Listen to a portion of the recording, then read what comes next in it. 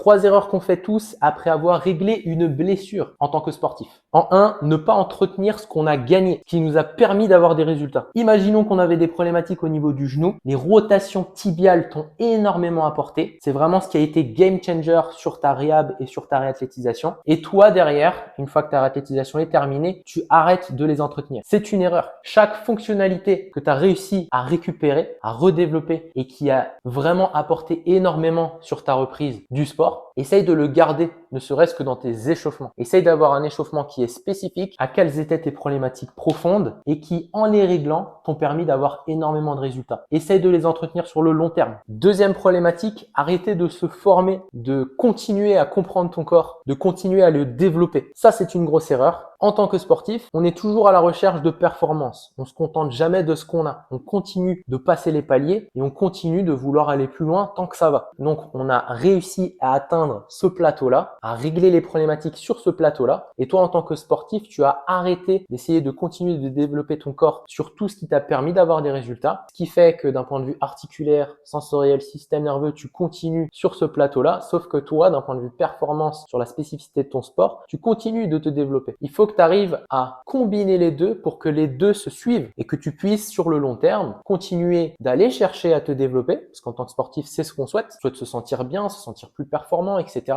Et du coup, le combiner avec ce travail que tu as pu faire en réhab, en réathlétisation, pour que ça suive et pour que les retards que tu avais précédemment suivent et ne retombent pas dans ces vieux travers. En 3, considérer le coaching, l'accompagnement que tu as pu suivre concernant tes problématiques comme quelque chose de temporaire. Ce genre d'accompagnement, c'est pas magique. C'est pas quelque chose qui dure 3, 4, 6 mois. Et une fois que ces nombres de mois ont fini, tout s'arrête, tout est réglé et je n'ai plus jamais rien à faire pour le restant de ma vie de sportif. C'est pas vrai. Cet accompagnement-là, c'est un outil qu'on te met à disposition pour le restant de ta vie de sportif. Donc, continue d'utiliser les outils que tu as appris, les outils que tu as gagnés, tu as investi pour avoir ces outils. Donc, garde-les sur le long terme et continue de travailler avec ces outils-là qui t'ont permis d'avoir les résultats que tu as eu pendant ton accompagnement. Si tu as des problématiques particulières dans ton sport et que tu souhaites en parler avec moi, écris MP dans la barre des commentaires.